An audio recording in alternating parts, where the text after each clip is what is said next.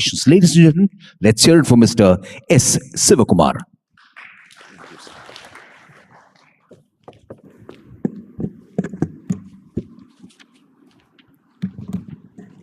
Very good morning, friends on the dais and off the dais. When we were seeing the opening video of Indian Vanaspati related IVPA, I was just recalling that the very first time I attended an IVPA Executive Council meeting was in 1983. So it's like 4 decades back. It was nostalgic when I saw the other IVPA before we got the current IVPA. What I thought I'll spend my time on while speaking is why are these tectonic shifts actually happening? Some sort of a meta-narrative, as it were, so that we actually are able to figure out not just the way to navigate these tectonic shifts, but like the MC had mentioned, we should be able to come out on top dancing through these tectonic shifts. And in doing so, I will use the mythology of Samudra Manthan, with apologies to some of our overseas friends who may not be very familiar with Samudra Manthan or Sagar Manthan as it called, and put together that in the pursuit of 3 P's as a world, the profit, planet and people, and how that has caused over 3 rounds of action these tectonic shifts, because that will then help us to really build a toolkit to come out on top of these tectonic shifts. I'll come to the Samudra Manthan in a bit, but if you were to look at the very first wave of the pursuit of 3 P's, it really started with a somewhat more accelerated pursuit of the first P, which is the profit, as businesses around 18th century, when Industrial Revolution started happening, that building on the prior feudalism and the mercantilism, we had the capitalism emerging quite significantly. And that's what business is all about. And as the world progressed and we saw some GDP numbers, that kind of growth had occurred over these years. But in the process, we had severely shortchanged the other 2 P's, the planet and the people. And talking about planet, some of you would be familiar with this idea called the Earth Overshoot Day. And this year, today happens to be the Earth Overshoot Day. So very coincidentally, we have the date here. That means at the end of today, we are consuming all the resources that the world can regenerate until 31st of December this year. From tomorrow, we are primarily living on resources, water, soil, carbon dioxide absorption capacity of the earth and all of this, on these resources which are literally stolen from our children and their children. And so that is the impact of what happened on the planet. And the other P, in terms of people, you would also be familiar with the statistic. If you were to just look at income as one metric, and there are even more serious metrics like assets and so on, the top 10% of the richest earn more than 50% of world's income today. And every year, obviously, that accumulates, building assets even more. And the bottom 40% have to live with 20% of the world's income today. That means that also is a severe inequality that we are familiar with. So, unbridled pursuit of P, the profit, had severely shortchanged the other two P's, which is the planet and the people. And therefore, a second wave started. Obviously, as a world, this is something that we didn't like, and we said, okay, we must look at this more seriously. And some years ago, some decades ago, we said, let's bring planet as much into focus, and certainly people will be there too, because if we continue in the same pace of consuming the world's natural resources, very soon we would be requiring equivalent of 2.5 Earths to support the population, the income growth, and the urbanization that's going to occur, and that is not as sustainable. I mean, although, of course, the pursuit of exploring can we live on Mars and can we live on Moon and all of that continues on one hand, but this was still untenable, and therefore we said, let's look at global resource efficiency, a point that Ricky was also making. You know, if somebody is good in producing a few things because of natural advantages, let that nation produce more of it. And if someone else is good at producing something else, you focus on that and you produce more of it. And therefore, you build self-reliance to be able to import what someone else can do better, and to export what you can do much better. And in the process, we will not be consuming as many resources all over the world to really produce what you want to consume. And that was supported through the World Trade Organization and such other institutions, so that you bring down tariffs and global trade happens. And then thereafter, the global trade expanded.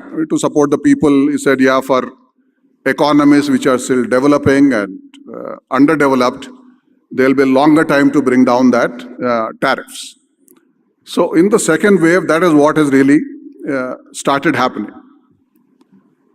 But as we reach the end of the second wave, it didn't produce the required result. Trade expanded, the world GDP expanded, but the situation worsened when it came to planet and people. You know, in addition to natural resources that were depleting as fast, in fact, when the world started measuring the Earth Overshoot Day in 2006, the Earth Overshoot Day was October 19th. And as I said, today we are now in July 24th. And when we started measuring in 2006, we also went back and said, when did we actually balance? So in 1970, the December 29th was the Earth Overshoot Day. That pretty much we were consuming only what we could produce. So over the 50 odd years, pretty much now we are living in half of the time only, whatever that we can do. I mean, that's a kind of, even from the time we started measuring, it didn't really help. The deceleration and the deterioration continued. Now, on top of that, we also had the climate change coming in. You know, in 2024, at one or the other place in India, we had an extreme weather event on 322 out of 366 days. That's a whopping more than 80% of days. And that obviously had an impact on everything that we can see, whether it is the cities we live in terms of the flooding and the heat and everything, but more importantly, the food and the agriculture and the kind of impact that had. And the climate change had its own devastating impact. Now, after we all agreed as a world that let's start containing the temperature and let's control the emissions through a Paris Agreement saying that 1.5 degrees will become unsustainable and 2 degrees is outer limit, in 2024, we already breached it. And that goes to say what kind of worsening impact we had in this second wave. Now, on the people front, what also happened is that, yeah, global resource efficiency is fine, but as it is pushed to its boundaries, the local jobs became a bigger issue. That fine, I'll import, but am I really giving away the jobs and employment, which is a bigger problem for many countries? And therefore, what do we do about it? Now, that really brings us to the beginning of wave 3. And why I called it Samudra Manthan is that, yeah, your pursuit of the wealth, welfare, and well-being, the other 3 P's, is the Amrit or the elixir that you started churning this ocean for, but we ended up producing enough and more of the halahal or the poison in the form of natural resource depletion, the climate change, the inequality, and all of this. And therefore, this understanding of these 2 waves of why tectonic shifts really positions us to say, how do we deal with it? And now, for those of you who know the story of Samudra Manthan, you know that in addition to the halahal and the amrit at the end, there were several other gems which also got produced. And many of those gems are really the tools that we now have to navigate through these tectonic shifts. Now, there is what is called the Kalpavriksha, the tree of wishes. The tree of wishes is really the artificial intelligence of today. One has moved from AI to Gen AI to more active agentic AI today. And AI has literally become our colleague as opposed to a passive tool. And that's the Kalpavriksha, the gem, which also got produced out of Samudra Manthan, and we could make use of it. And I'll come to that in a bit. Then there was Kamadhenu, which is also part of one other gem which got out of this Samudra Manthan. The evolving consumer demand today, I would really say, is the Kamadhenu that we have for, if you have to look at the feeding the future, the evolving consumer demand in terms of the expectation of food for health, food for well-being, the food that is a lot more nourishing, while we say we are self-sufficient as a world, but there's so much of hidden hunger, and that's the nourishment that one is also looking for. And there is also the concern about food safety that one is consuming if more and more chemicals are getting into the food that is being consumed. And so on and so forth. So therefore, the evolving consumer is looking for value. And of course, we do have a very sizable segment of consumers that are looking at the basic security. So therefore, that whole spectrum of how we could look at the value opportunity in food and agriculture is the Kamadhenu that we can talk about. Now, using these 2 other gems, if one were to look at what are the 3 tools that are now available that we could think of. So the one is, another gem from Samudra Manthan is what is called the Sarang Dhanush, the bow. And the reason I am using that analogy here is because to date, the way the supply chains have been built, certainly in India and in large part of the world also, is that they were all production-driven supply chains. Somewhat disconnected because you produce and then it moves to the next leg based on who the best bidder is, and then moves to the next leg on who the best bidder is, and therefore somewhat disconnected to transfer market signals back, or the price signals and so on. And therefore, what should be out is a production-driven supply chain to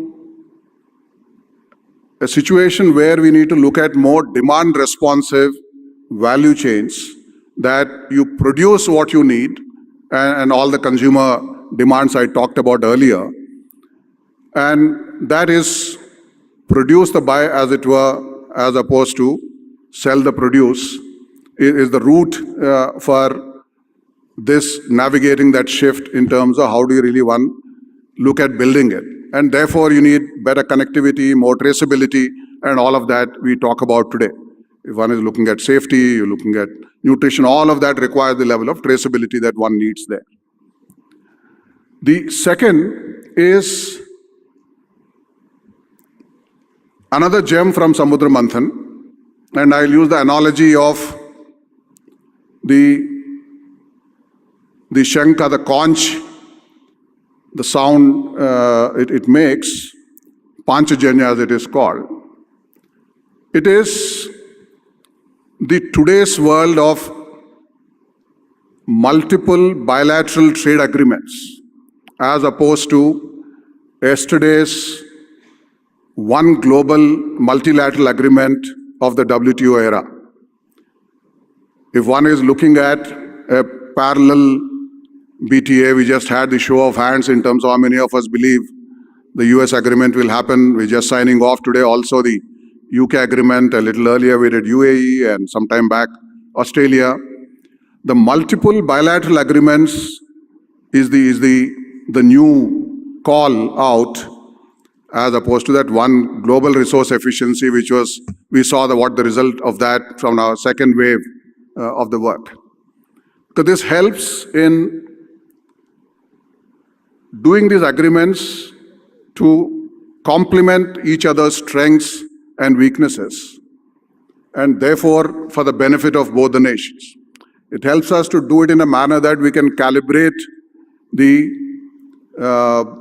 we talked about people, local incomes, local jobs, all of that as the need that arose out of at the end of the second wave, and therefore these will help.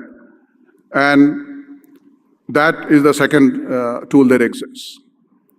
And the third and the last one that I want to talk about, while there are some more gems from Samudra Manthan, I think so much is large enough to cover just now, is the seven-headed horse that also was one of the gem. And this is, interestingly, this is the only gem which was shared as per the mythology, both by the gods and the devils.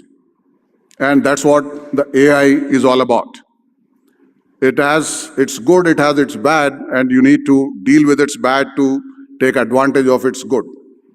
And it cuts across. I mean, today, it is, one of the major efforts in forums like this, and Sudhakar mentioned that something that we will touch upon tomorrow, is the price forecast for the near term, what is happening in such areas. And today, AI is something which has a much better say on what's going to happen to prices. In fact, when we started working in ITC on the price forecast in 2018 using AI, I was more skeptical, saying that with so many data points, with so many uncertain, unexpected events that take place, how can a machine forecast a price?